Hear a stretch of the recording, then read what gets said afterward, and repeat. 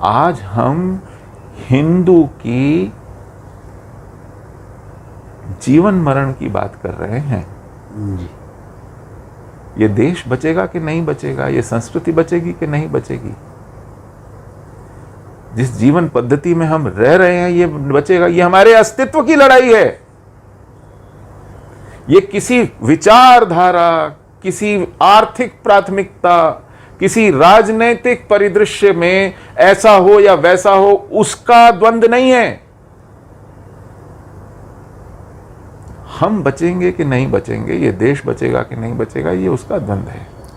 और इसमें हमारे राष्ट्रीय सुरक्षा सलाहकार कहते हैं कि भारत दुनिया का एकमात्र ऐसा देश है जो जिहाद से लोकतांत्रिक तरीकों से जूझ रहा है। जी। ये वर्जनाएं हमने स्वयं पर लगाई हैं। जी। हम अपने फौजी अफसरों पर एफआईआर करते हैं जब वो आत्मरक्षा में हथियार उठाते हैं। हम एक तरफा रमजान में छूट देते हैं, आप मारिए हम नहीं मारेंगे, हम एनकाउंटर बंद करेंगे, हम ऑपरेशन ऑल आउट रोकेंगे। एकमात्र ऐसा देश है।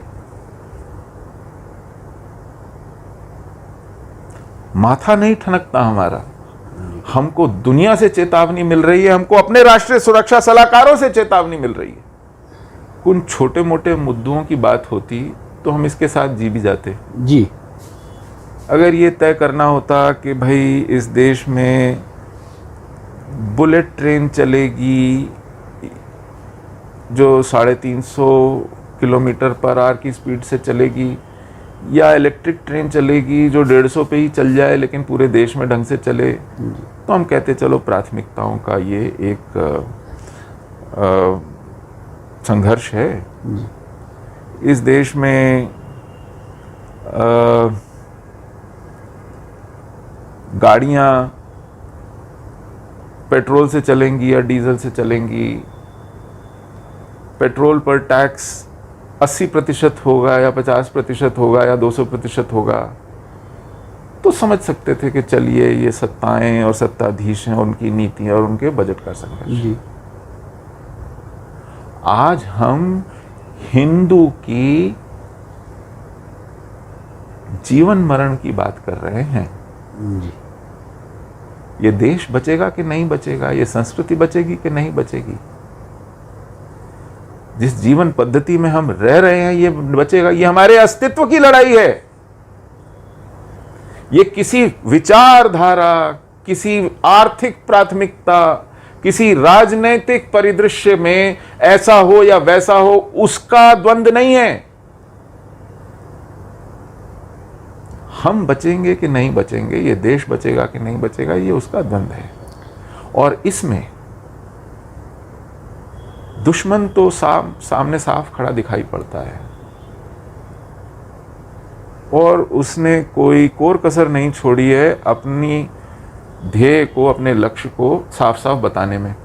उसने तो छुपाया नहीं है आपसे, उसने तो किताब में लिख के बोल दिया है, उसके तो आचरण में पता चल रहा है आपको।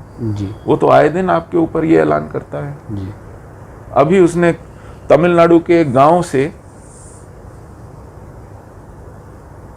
मद्रास हाई कोर्ट की डिवीजन बेंच तक याचिका पहुंचाई है कि इस गांव में अब मेरा वर्चस्व है, मेरे समुदाय का वर्चस्व है, अपने मंदिर बंद कीजिए, अपने उत्सव बंद कीजिए। जी। 5.5% जनसंख्या है पूरे तमिलनाडु में उस समुदाय की, और ये तेवर हैं। तो उसने तो कोई कोर कसर नहीं छोड़ी है। जी। लेकिन मेरा जो मित्र है, मेरा जो हितैषी है, जो मुझे संगठित करने निकला था आज से 96 वर्ष पहले, वो तो मुझे साफ साफ कहता था कि इस देश की व्याधि क्या है, उसका उपचार क्या है। वो वैचारिक आंदोलन आज अगर मुझसे ये कहे कि भैया देखो ऐसा है, सत्ता का तो मिजाज ऐसा ही होता है। जी। आपने जिस उम्मीद से हमें चुन के भेजा था वो जरा ज्यादा उम्मीद पाल ली आपने मुझसे। जी। ये आपकी प्रॉब्लम है, हमारी प्रॉब्लम नहीं है। जी। हमने आपका ठेका नहीं ले रखा। अगर वो पलट के हमसे ये बोले जी। और मैं अपने अस्तित्व के प्रश्न से जूझ रहा हूं, जी। तो मैं क्या करूं? आज से कोई 28 वर्ष पहले सैमुअल पी हंटिंगटन ने एक पेपर लिखा था, द क्लैश ऑफ सिविलाइजेशंस। बिल्कुल। उसमें तो उसने साफ साफ कहा था जी कि भविष्य हमें उसी ओर ले जा रहा है, जी और हम उसे होता देख भी रहे हैं। जी और ये केवल हमारा देश नहीं है, जी दुनिया भर के देश इससे जूझ रहे हैं। लेकिन आज का समसामयिक फ्रांस देखिए उससे कैसे जूझता है, जी आज का समसामयिक इजराइल देखिए उससे कैसे जूझता है, जी अन्य यूरोपीय देश देखिए कैसे प्रावधान करते हैं, अमेरिका जैसा देश क्या करता है। जी अमेरिका से ज्यादा बड़ी, और बड़ी तो खैर साइज में आप हैं, लेकिन ताकतवर डेमोक्रेसी आप नहीं हैं। जी अमेरिका ग्वांटानामो बे बनाता है। जी हमारे राष्ट्रीय सुरक्षा सलाहकार कहते हैं कि भारत दुनिया का एकमात्र ऐसा देश है जो जिहाद से लोकतांत्रिक तरीकों से जूझ रहा है। जी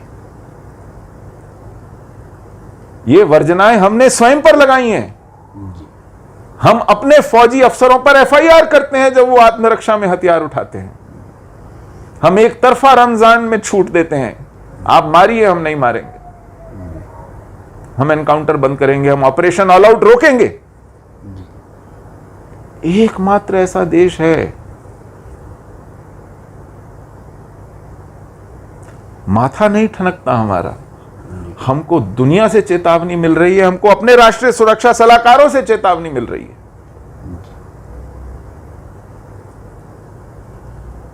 और जो हमारे वैचारिक अधिष्ठान है, संगठन है, वो इन राजनीतिज्ञों के क्षुद्र स्वार्थों और कमजोरियों पर पर्दा डालते हुए कहते हैं कि ये एक नूतन प्रयोग है।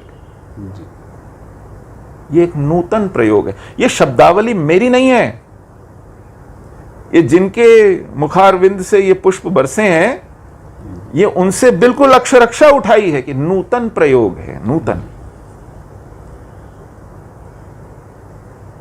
क्या करें?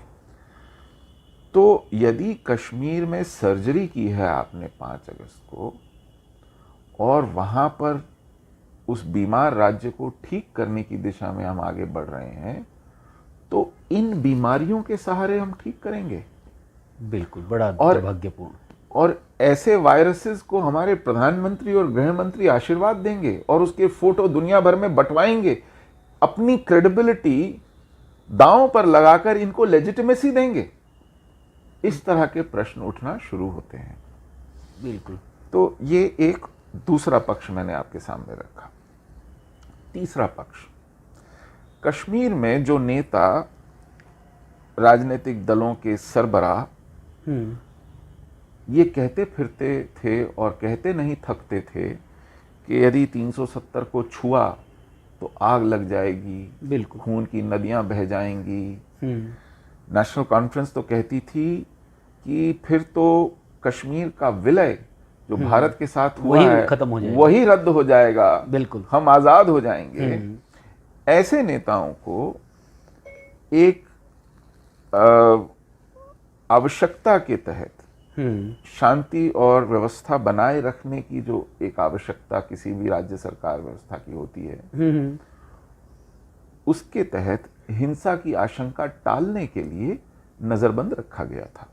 उनमें फारूक अब्दुल्ला भी थे, उमर अब्दुल्ला भी थे, महबूबा मुफ्ती भी थी, हुर्रियत के लोग भी थे, और महबूबा मुफ्ती की जो मंत्रिमंडल था उसके कुछ मंत्री भी थे, जिसमें सज्जाद लोन जैसे लोग थे। ऐसे